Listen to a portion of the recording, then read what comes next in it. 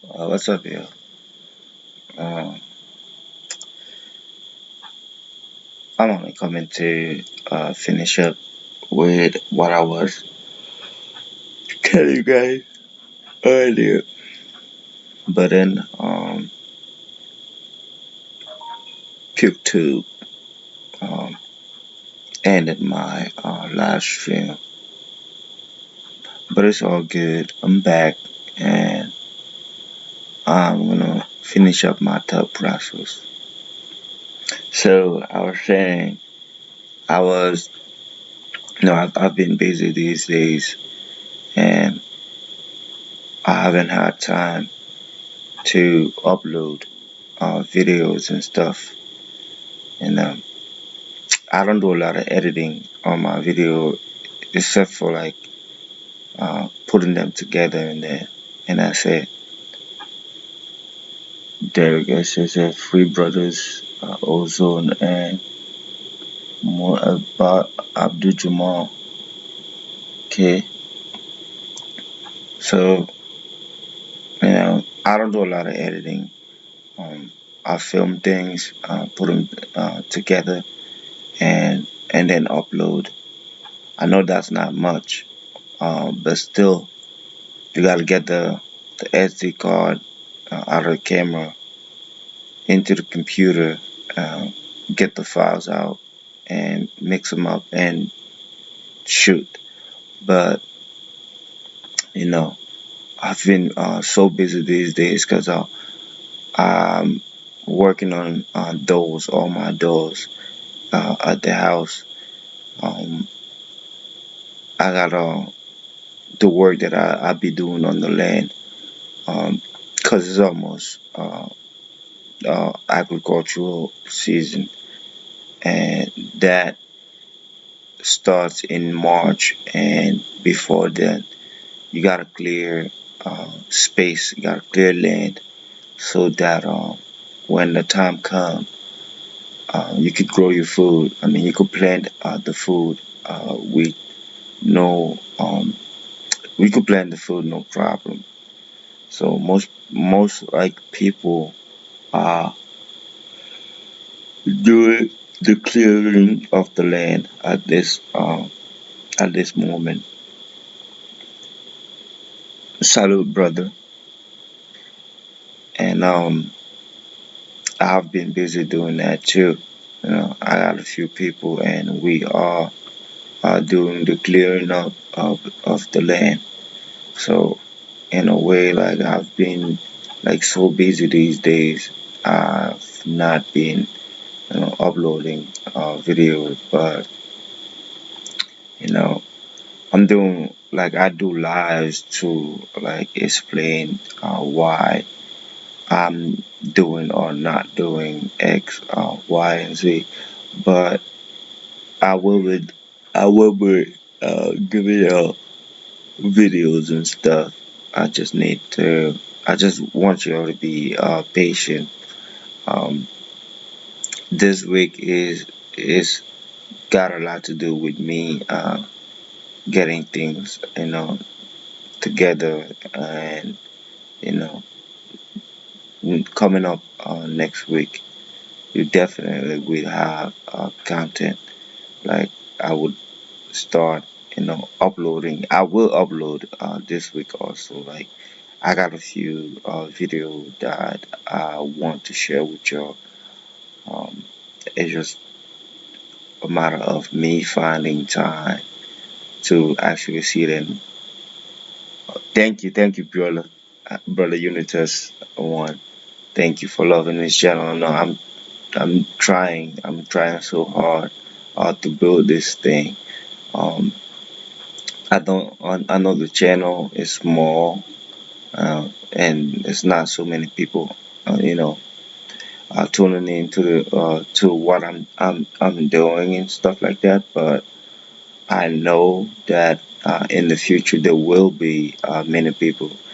I could like I can feel the censoring of PukeTube. I know PukeTube is censoring me because they definitely don't want us doing what I'm doing. You know. I know they always talk about how they want us all to go back to Africa, but when we actually do go to Africa, I think they have a big problem, a bigger problem when we actually do go back to Africa. You know, as people are so hypocrite. You know, you never believe them. Always, it's always the opposite of what they tell you. For some strange reason, with these people, it's always the opposite of what they tell you. If they tell you to go left, go right. You know, it's like with this whole thing about take the jab, take the jab. Like for what? They can't tell you why they can't actually like tell you why you should take the jab, and they just like take it, take it, take it. And I'm like, nah, I'm doing the opposite. Shit. And it's this that's how they are on like every level, every aspect. They are always do the opposite of what they tell you to do. Because these people are hypocrite, man. They are hypocrite. They can't tell the truth, like they just can't. And you know they can't handle the truth. They can't tell the truth. I mean that's the way they are. But I'm feeling a lot of reject. I'm feeling a lot of censorship coming from Puke2. You know, they don't share my content. They don't suggest it because they know that a lot of people will tune in, and a lot of people might want to, you know, come visit or come settle in Africa, watching my content, seeing how fast I was able to go from zero to what I am right now. You know, a lot of people would love to have the peace of mind that I do have right now, and how fast I am able to develop in Africa compared to over there. You know, people might be interested into seeing that type of stuff, but I feel for some reason that PubeTube is doing all they can to suppress and to make sure that not so many people are tuned in. And you know, we understand why, because you know they don't want us actually coming to Africa. They like to tell us in our face, "Oh, go back to Africa," or whatever, you know, to make themselves feel better and stuff. But when we actually do decide to come to Africa, when we actually like leave and go to Africa, I mean, it becomes a major problem. Elder said, yeah, no, I think so. Some of them do want us to go back to Africa. Yeah, like the one who want us to go to Africa are like them like the one like the backward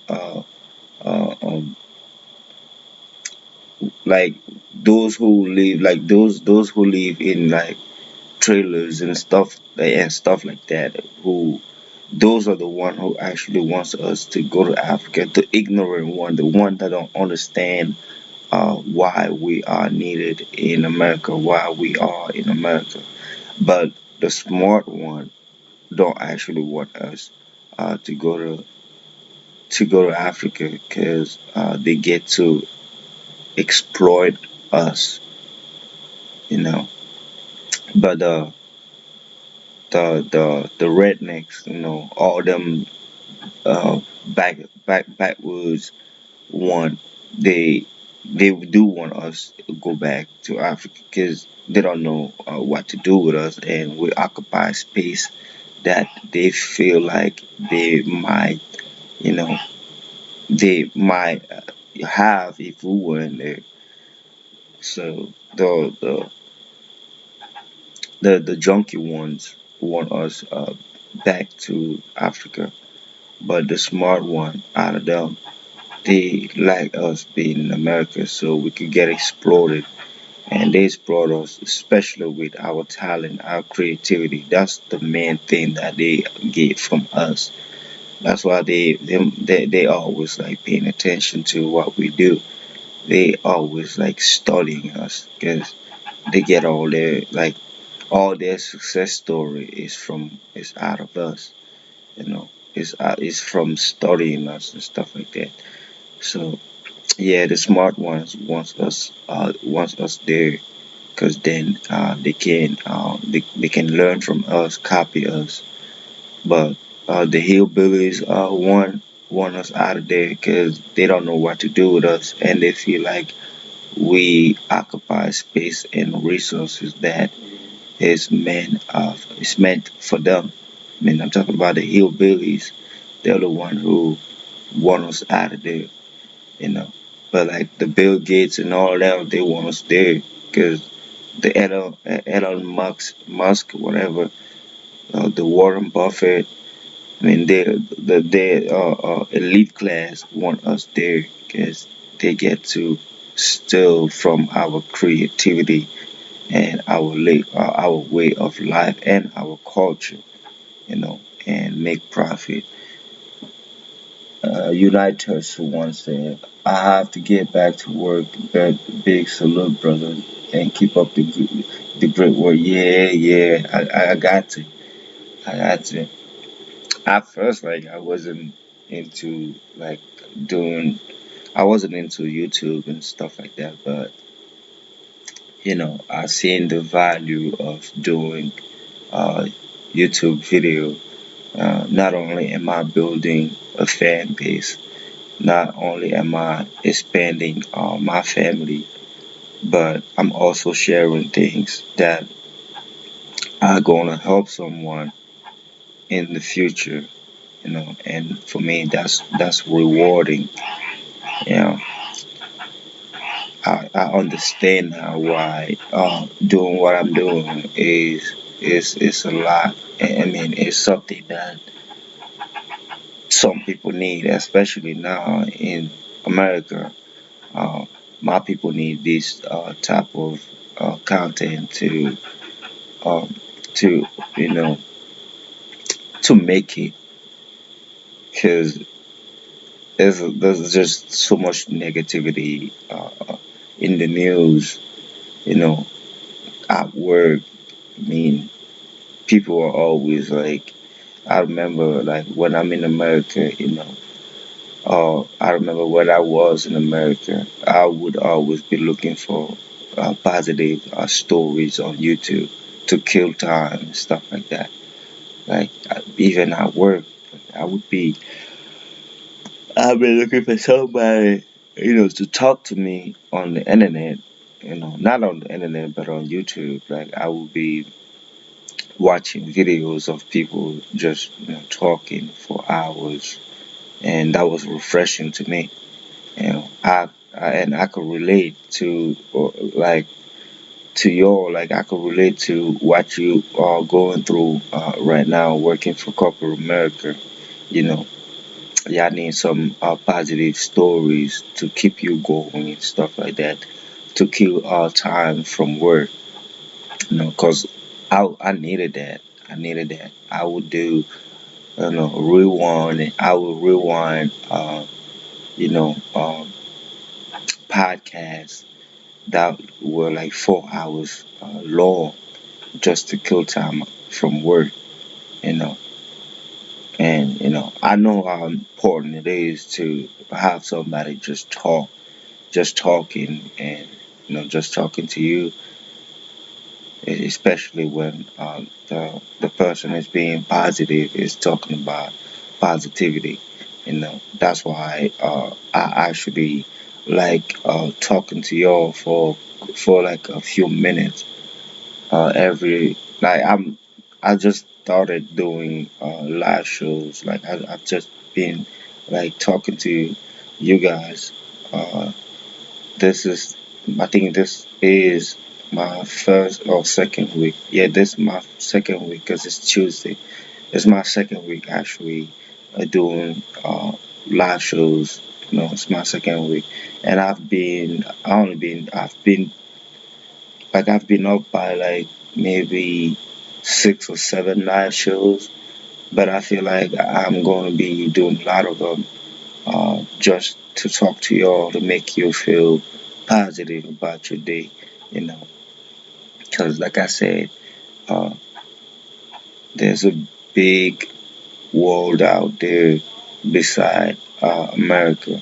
You know, we've been told and we've been led to believe that there was nothing else outside of America, that America was it. If we didn't make it in America, that was that was it. Like we was done. But I'm here to tell you that's a lie. You know, that's a big lie. You know, we could do a lot more outside of America than in America. You know, I'm over here doing my grind, you know, and I know that I would be making more than what I would have made in America in a few years. Like a few years from now, like I'm going to be making a lot more money than what I was making in America and what I was going to be making in America.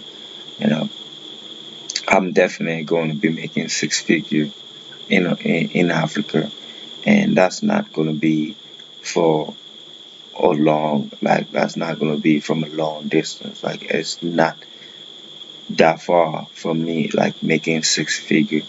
And I want you to think of Africa too. I mean, if you got the money, if you can save up, you know, I'm paving the way and I'm going to make it a little easy for you when you do get here.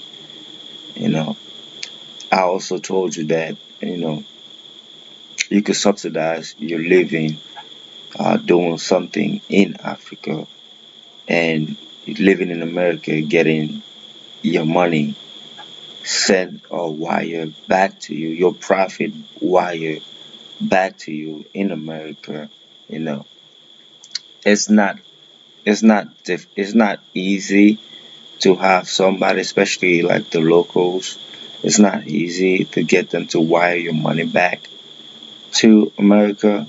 But if you find that one guy or that one girl who you can trust, who wants to see you succeed, you know, you can actually, you know, run a business in Africa while you are in America, you know, and subsidize your living in America by, you know, all the profit that you would be making in Africa to subsidize living in America. Like the way I am doing things, you know, I met this lady, this my lady friend, you know, I'm not so sure, like 100% that if I ever decide to, you know, stay in America for maybe 6 months out of the year, that she will be able to wire me some money back, you know, so I could subsidize my living expense, uh, staying in America with all the profit that I will be making. At this point, I'm building all the infrastructure, I'm putting things together. And my hope is that, you know, even when I'm not here physically, that, you know, she would run my business and not try to play me or none of that. You know, I'm hoping that she will be able like to run my business and wire the money back to America when I'm not here. So this is what I'm doing. Like I'm building all the infrastructure, all the little things that they lack in Africa that I could provide. Like services is something that's almost like services is almost like invisible. Not invisible, but it's almost like not here. And you know, for the most part, these people are used to living in communities. You know, doing things together. they are not used to all the convenience that we are used to in America. And when you do actually bring that convenience, I mean, they are well, they welcome it. So services is something that is missing a lot in Africa. I mean, when I say services, I'm talking about little things like food delivery, like as things as little as that, like they lack that because they are so used in to live they are so used to living in communities. I say for example, let's say hospitals, right? In hospital, if you have your patient, staying at the hospital, for the most part, you cook all the meals that they are going to eat. So in the morning, you gotta go to the hospital, feed them breakfast, because the hospital is not giving you no food. Over here, hospital don't give you food. I mean, they might give you food, but it's not going to be good. You know, they will give you food if you don't have, if you got nobody if you got nobody at the hospital, if they just pick you somewhere, or if you just walk out of nowhere and you got no family members, they will feed you. But for the most part, the cultures I hear, the people are already used to bringing food to their patient in hospitals and stuff. So in the morning, you gotta bring them breakfast here. So if you got your family member at the hospital and staying at the hospital, you gotta bring them breakfast in the morning. At noon, you gotta bring them lunch, and then in the evening, you gotta bring them dinner. That's the way it works. So you got to pay. Some people pay for transportation just to bring food to their patient at the hospital. So things as little as providing that service, so family members don't have to always run back home to cook a meal and to bring it to the patient. What if, what if I did that? What if I did that? What if I open up, a restaurant, and in my restaurant, I decided that, I'm gonna make it I'm gonna make it a task to have people bring food at every hospital, you know, build relationship with families and people who always have their people at in hospitals and stuff like that. If they know that I'm the provider, like I'm always like morning time, I'm bringing food, like those who are willing to buy. And I'm not gonna sell them for. I'm not. They're not gonna be too expensive. Like I'm gonna make sure that people can afford the food. What if I sold food to hospitals? You know, what if there were like 10 hospitals in my city, and I made it, I took it upon myself to deliver food to all those 10 hospitals. So I'm saying this to say that there are things as little as food delivery to hospital, which would, at the end of the day, bring you a lot of profit. At the end of the day, you would have something to do. You would have like uh, um, you would have let's say like uh, a name recognition. You know, so I'm saying this to say that there's a lot of opportunity in Africa. There's a lot of things that we do in America that people here in Africa will appreciate if you actually bring it. You know, like I took for example, if I decided that it's I take it upon myself. Like if I decide that it's my task to deliver food in 10 hospitals in the city that I'm staying in, you know, and I start delivering the food, I could guarantee you that people will welcome that. People will definitely welcome that idea. if I'm cooking well and I'm preserving and packaging the food well, people will definitely welcome my idea with open eye, with with open arms and stuff like that. So I say that to say that there's a tremendous amount of